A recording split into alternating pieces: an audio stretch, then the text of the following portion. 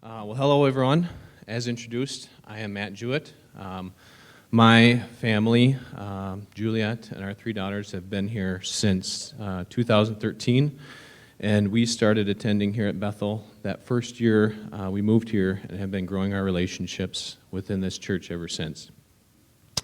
I was asked to speak today, and my initial response was hesitation, sounding like it's a common theme, followed by evaluation, prayer, and then as I read the verse again, I felt the verse had the answer for me. So just to say it again, Psalm 73, verse 28, but for me it is good to be near God. I have made the Lord God my refuge, that I may tell of all your works. So life is full of ups and downs, hills and valleys, that we look at to be a season of life. We can also look at each day that has its own ups and downs on a smaller scale. I suppose when someone looks back at the life season of 2020, they will talk about this global pandemic that has taken over. And I guess what I'm saying when I was asked to speak about how God has been my refuge, I've decided to look at how my life has been affected by this global pandemic. We all had lives before COVID. Life situations that were carrying on prior to mask mandates and nose swabs. My family was on a path towards adoption. This idea of adoption was on our hearts early in marriage as something we thought we always wanted to do. After moving to Fairmont, we got involved in foster care and had some opportunities to provide food, shelter, bonding, and love to some kiddos that really needed it. We worked through a couple of foster to adopt scenarios that never panned out and decided that working through a formal adoption agency was likely a better fit for us than foster to adopt. We started the adoption process with an intent for domestic adoption, and after a few years of waiting, we changed to international adoption. This was a big step, as we also had to change from an infant adoption to a toddler age adoption.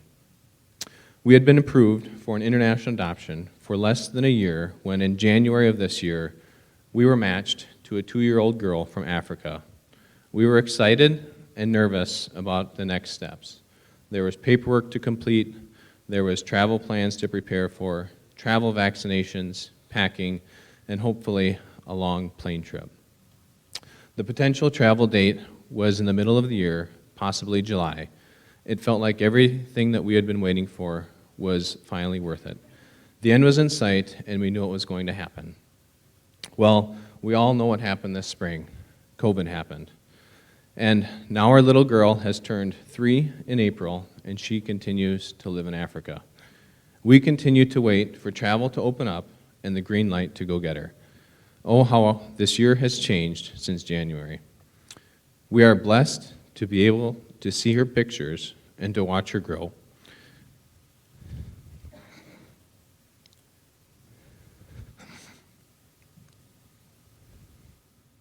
It's just different.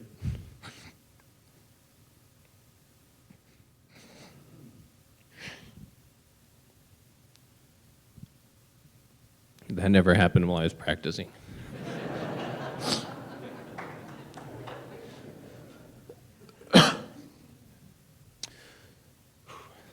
Another blessing to the start of this year was that I started a new position.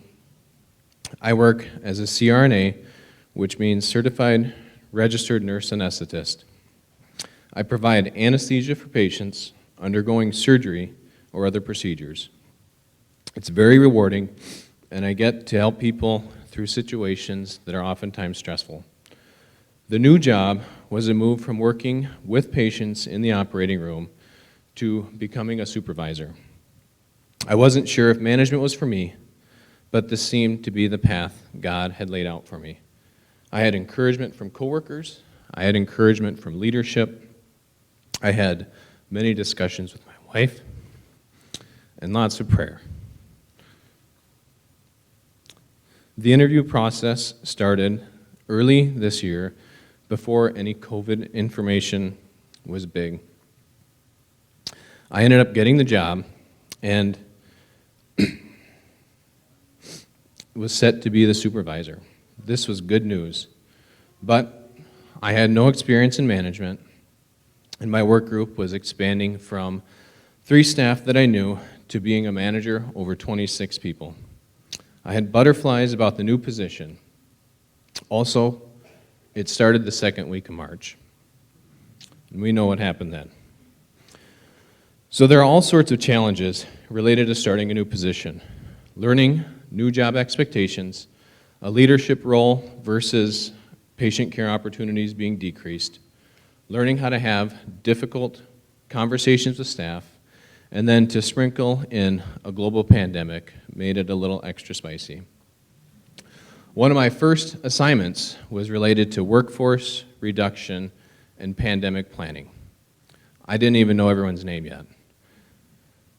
I needed a lot of help. This made for a memorable first week, and this work roller coaster continues to take twists and turns. So life, along with being a husband and a father to school-age children, has been interesting.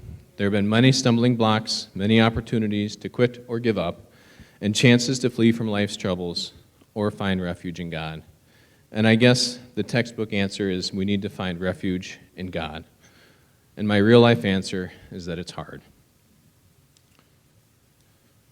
Part of my new job included increased amount of travel time. This means lots of driving. Initially, I was listening to audiobooks to pass the time, just to get into the flow of driving in the mornings and afternoons. That has changed over time. Books changed to Christian podcasts, and I've even listened to a few sermons to make the drive fruitful. There are also times when I fill the drive with prayer or listening to music. I've spent some time calling friends that I haven't spoken to in a while. One particular sermon talked about perseverance. The idea was that there's a worldly current, and the Christian worldview goes against that current. We need to help each other out against the unrelenting current, and the perseverance against that worldly current can be thought of as evidence of belief in God. This spoke to me in a way that gave me confidence in working on my faith. It made me think about my faith and my opportunities to share and encourage others. I try to be better prepared for opportunities at work to share or lead by example. I do this by supporting my staff, leading with a joyful attitude, and recognizing the positive behaviors of my staff. That's the good stuff. There are other times when I zone out during my drive and I accomplish nothing. Or I may feel too busy at work and not want to deal with situations. Those would be considered the hard times. I have found the more that I find refuge in God during my commutes, the more I look forward to the commute, and the better prepared I am to fight any worldly currents. My drive time is time that I get to use to be with God, and this gets easier the more often I do it. I also started reading a book. So I suppose this isn't a big thing for some, and to be truthful, I haven't finished the book, but I do intend to. The book is about eliminating hurry in life, and it gives the life of Jesus as an example. Ephesians 5, verses 15 and 16 state, "Look carefully then how you walk, not as unwise, but as wise, making the best use of time, because the days are evil." This verse stood out to me early in the book, and it has really confirmed to me that I need to use my time wisely and a purpose greater than myself. Another thought from the book is that your life is a byproduct of your lifestyle, essentially saying that if your life is getting lousy results, maybe something isn't right. Maybe it's time to reorganize your lifestyle and see what happens. So how does a person reorganize? When we look to Jesus for that answer, we see that he would go to a quiet place. He would use this time to connect or get in touch with God. In this piece I have bolded on my papers here, but Jesus needed time to spend with God to connect. And this idea has been soaking in my head for a while, and I still smirk a little when I think of it. If Jesus made time for, sought after, and benefited from quiet time with God, then I need to make this a priority in my life. This is a great idea, and this is also very hard. My life is busy, 3 kids, a new job, an adoption on hold. But wait, I have time that I can use. It's built into my schedule. I just need to use it wisely. It sure seems that God has had this year planned for me all along. So let's get back to the adoption. My family has been excited since January when we were matched. The excitement grew when we thought we'd be traveling in July to get our little girl. Now we have no idea.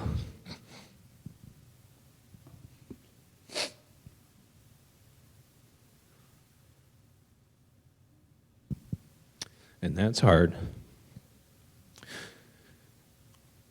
But as I think of the rest of the year and how God has been at work, I'm led to believe that this is a time for me to look to God as a refuge. Our plans and hopes to be with our daughter are great plans, but they were ours. God has had a different plan this entire year. And Romans 8 says, "We know that in all times God works for the good of those who love him." So I don't know why there was a pandemic and international travel was stopped, but I'm growing in my faith that God's plan is perfect. And through perseverance, I'm following God's plan to the best of my ability. God has led me this year through a pandemic to be building my relationship with him and to be encouraging to others during times of uncertainty. I think it would be easy to get drowned out in negativity if we look at the world. There are lots of things to be fearful of. So I try to maintain the Romans 8 perspective and know that in all times, God works for the good of those who love him. Thank you.